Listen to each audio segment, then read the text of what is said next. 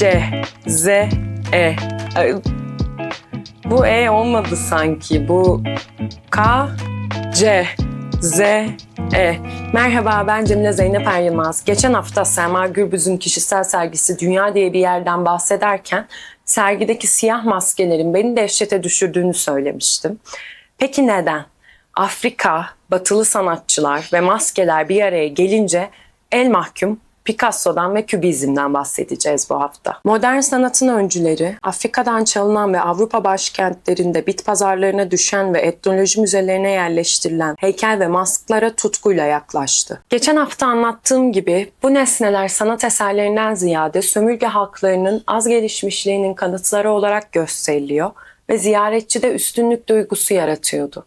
Picasso, Matisse ve Gertrude Stein gibi sanatçılar ve entelektüeller onları estetik açıdan değerli gördü ve biriktirmeye başladı. Picasso ve Matisse'in eski arkadaşı, Londralı heykeltıraş Jacob Epstein'in koleksiyonuna dahil ettiği sömürülen ülkelerden gelen eserlere bakalım. Feng halkına ait bir baş heykeli. Geniş bir ailede önemli bir figürün ölümünün ardından kalıntıları başın altındaki ağaç kabuğunda muhafaza edilirdi. Ataların ruhunun vücut bulmuş hali olarak düşünülebilir bu heykel. Yüzyıllardır süregelen soyutlama geleneğini yansıtır. Bu da İmbet halkına ait bir heykel. Bu heykel, atalardan kalan kutsal eşyaları saklayan bir emanet kutusu. Biçim ve işlev birbirinden ayrı değil. Eserin gövdesi uzun. Çünkü arkasındaki delikten içine eşyalar konuluyor. Bu heykellerin formları, yüzlerin abartılı düzlüğü ve duygudan yoksunluğu, modern sanatta tipik bir estetik unsuruna dönüştü.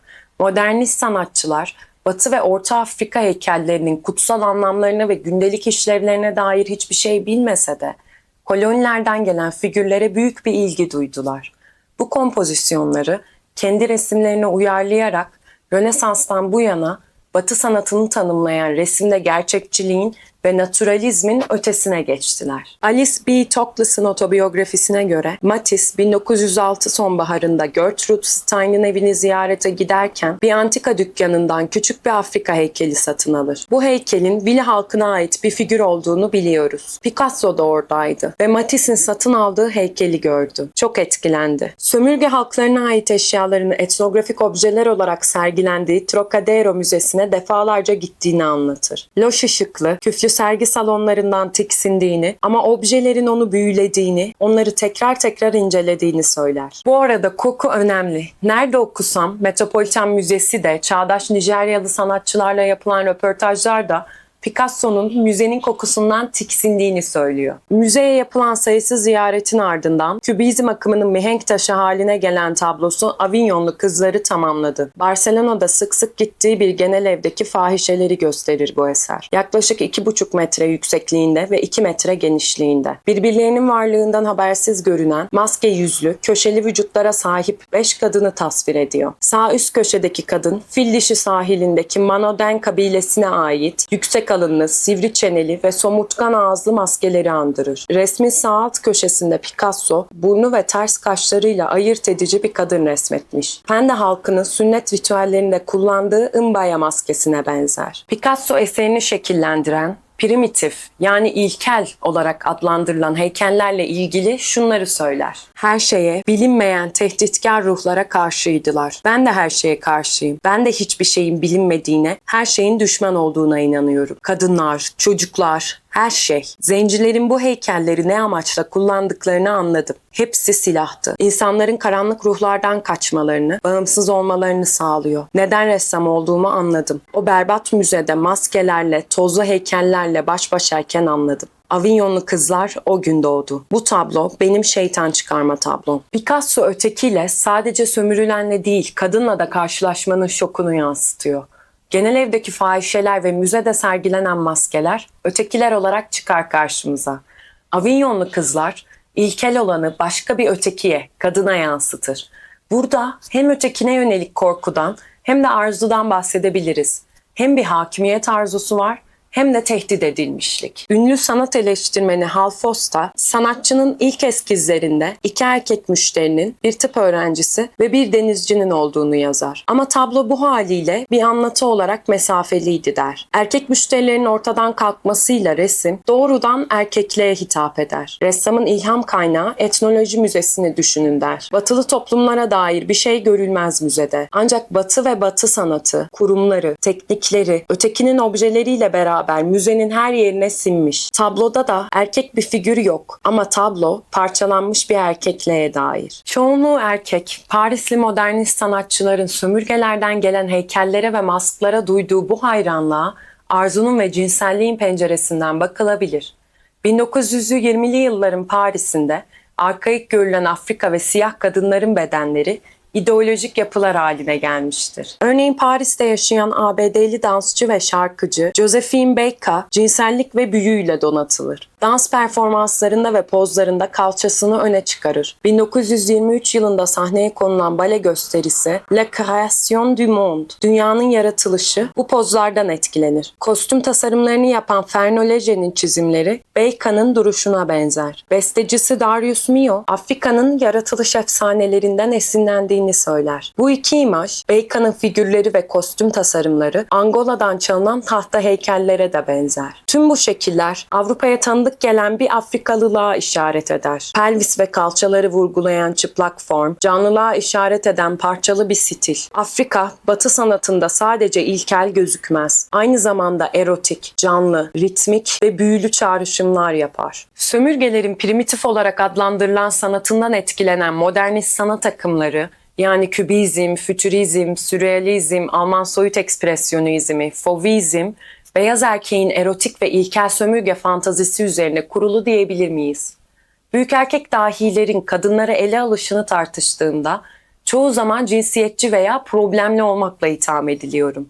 Ama Picasso'nun Avignonlu kızlar üzerinde çalışırken metresi Fernand Olivier ile birlikte Paris'teki bir yetimhaneden Raymond adında 13 yaşında bir kız çocuğunu evlat edindiğini ve resim atölyesinde Raymond'un çıplak resimlerinin bulunmasıyla çocuğun yetimhaneye geri gönderildiğini biliyor muydunuz? Sanatçının biyografisini yazan Miles Unga, Picasso'nun Raymond'u taciz ettiğine dair hiçbir belirti yok diye yazdı. Ancak Raymond'un onda cinsel duygular uyandırdığı açık. İlerleyen dönemlerde ergenlik çağındaki kızlara duyduğu cinsel ilgi belgelendi diyor. İkinci karısı ve sayısız metreslerinden biri intihar etti. Oğlu depresyona bağlı alkolizmden öldü ve torunu çamaşır suyu içerek intihar etti. Picasso'nun ilk karısı ve bir başka metresi sinir krizleri geçirerek delirdi. Torunu Marina 2001 yılında yazdığı anı kitabında ailemden hiç kimse bu dehanın elinden kaçmayı başaramadı diye yazar. Resimlerini imzalamak için kana ihtiyacı vardı. Babamın, erkek kardeşimin, annemin, büyük annemin ve benim kanıma, onu sevenlerin kanına ihtiyacı vardı. İlham perilerim diyerek kendinden yaşça küçük sayısız kadınla birlikte olan bu ressamın hem arzuyu hem korkuyu temsil eden ötekinin heykellerine ve maskelerine düşkünlüğü şaşırtıcı değil. Picasso'yu derinden etkileyen ressam Paul Gauguin, ilham perilerini Fransız sömürgesi Tahiti'de bulur. Resimlerinde Tahitili kız çocuklarını çıplak çizer ve primitif bir dünya yaratmak istediğini söyler. Yerli kız çocuklarının bedenleri sanatçımıza cinselliği çağrıştırır. Örneğin Mangolu Kadın isimli eserde 13-14 yaşlarındaki iki karısından birini bir mango ile resmeder. Sotheby's Müzayede Evi'nin açıklamasına göre tabloda mango doğurganlığı temsil eder. Uygarlık tarafından bozulmadığına inanılan cennetler, ilkelin büyülü sanatı ve bilinmezliği erotik bir şekle sokulur ve Batı sanat geleneğinin hizmetine sunulur.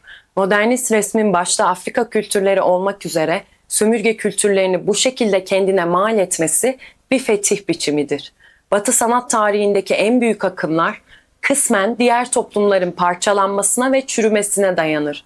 Sanatta ilkel olanın keşfi aynı zamanda onun ölümü anlamına gelir. Antropolog James Clifford, hiçbir antropolojik pişmanlık, estetik yüceltme ya da sanat sergisi, emperyal şiddeti ve neden olduğu kayıpları telafi edemez der. Modern sanat, sömürge haklarına ait objeleri, batılı biçimlere, fikirlere ve metalara dönüştürür. Kanlı ganimetlerden ilham alan modernist sanat akımları bu vahşeti kamufle eder. İlham, kültürler arası diyalog gibi sözlerle gizler. Kübizmi araştırırken Türkiye'de 2021 ve 2022'de gerçekleşen Biyolojik Kübizm isimli bir sergiye rastladım. Küratörlüğünü Markus Graf'ın yaptığı sergi, Genco Gülan'ın kişisel sergisi. sanatçının tıkanmış Batı kültürüne yeni açılımların doğudan gelebileceği önermesiyle sergiyi hazırladığı öne sürülüyor. Genco Gülan kendi deyimiyle üstadla hesaplaşmayı el arttırmak olarak görerek Picasso ile bilek güreşine giriyormuş. Sanatçı Picasso ile hesaplaşırken Picasso'nun sanatının yaslandığı, çoğunluğu Afrika'dan çalınan eserlerden bahsetmemiş. Bilek güreşine girecek kadar tanıyorsa üstadını, sanatının sömürgeciliğin ganimetlerinden beslendiğini nasıl bilmez? Batı kültürünün neden tıkandığı ortada.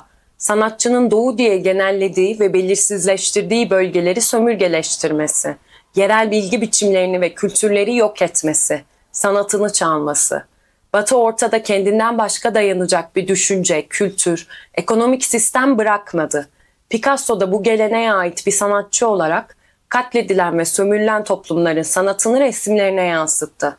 Ama Picasso'ya üstad derken, biyolojik kübizm diye bir akım uydururken, kübizmin dayandığı sömürge halklarının sanatını anmak aklına gelmez. Sergiye adını veren biyolojik kübizmin analitik ve sentetik kübizmden sonra kübizmin 3. evresi olduğunu söyler. Bu iddiasının Alfred Barr'ın çizdiği Modern Sanatın Soy Bilimi isimli şemaya dayandığına eminim.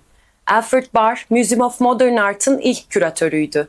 Refika Nodal'a dair videoda anlatmıştım. Küratör 1936'da Kübizm ve Soyut Sanat isimli bir sergi düzenledi ve sergi kataloğuna bir şema çizdi. Modern sanatın gelişimini anlatmaya çalıştı. En büyük sanatçısı Picasso olan Kübizmin, atalarının ve torunlarının izini süren evrimsel bir çizelge. En üstteki Ridan, Van Gogh, Paul Gauguin, Cézanne, Seurat ve Rousseau Kübizmin atalarıymış. Kübizm, fütürizm, pürrizm, orfizm, neoplastisizm, süprematizm, konstruktivizm, sürrealizm, tüm bu izimlerin modern sanatın vardığı iki yer var. Geometrik soyut sanat ve geometrik olmayan soyut sanat. Çok kısıtlayıcı değil mi sizce de?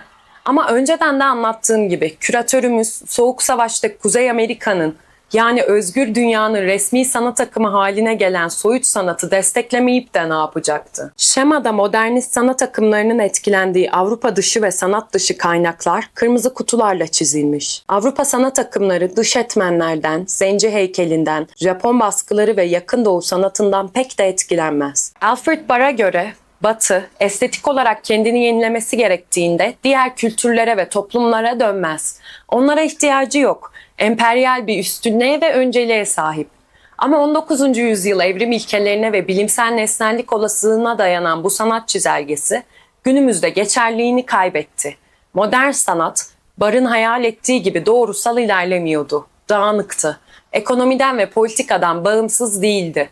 Eserler salt şekillerine göre akımlara ayrılamazdı. Neredeyse 100 yıl önce çizilen ve tonla eleştiriye maruz kalmış bu şemayı 2022 yılında güncele taşıyor. Sosyal gerçekleri yok sayan, modern sanatı ve yaratıcılığı Milan, Münih ve Paris'e kısıtlayan bu çizelgeye göre bir sanat evresi yaratır. Biyolojik kübizm diye ve sergi düzenler. Biyolojik kübizmde sergilenen eserlerden ya da Genco Gülan'ın stilinden bahsetmiyorum. Gerek yok çünkü. Serginin temeli sağlam değil. Dayandığı değerlere inanmıyorum. Geçen hafta Selma Gürbüz, bu hafta Genco Gülan, Türk sanatçılar Batı sömürgeciliğine ve sömürgeciliğin yücelttiği değerlere sıkı sıkıya tutuluyor. Günümüzde Batı en azından sanatta bu değerleri açıkça eleştirir ve onlarla yüzleşir. Ancak Türk sanatçılar Batılı kahramanlarına toz konduramaz. Picasso'yu sevebiliriz, sanatını radikal bulabiliriz. Ancak gücünü sömürgecilikten aldığını, öldürülen halkların çalınan eserlerine dayandığını inkar edemeyiz. Teşekkürler. Teşekkürler. Sonda ne konuşacağım bilmiyorum. Gündüz çekmeye başladık tekrar gündüz gözüyle görüyoruz birbirimizi. Haftaya görüşmek üzere. Hoşçakalın. Saçımı iyice kestirdim. Fark ettiniz mi? Ensemde artık hiç saç kalmadı. Gittikçe kısalıyor. Bakalım sonu nereye varacak? Bye bye.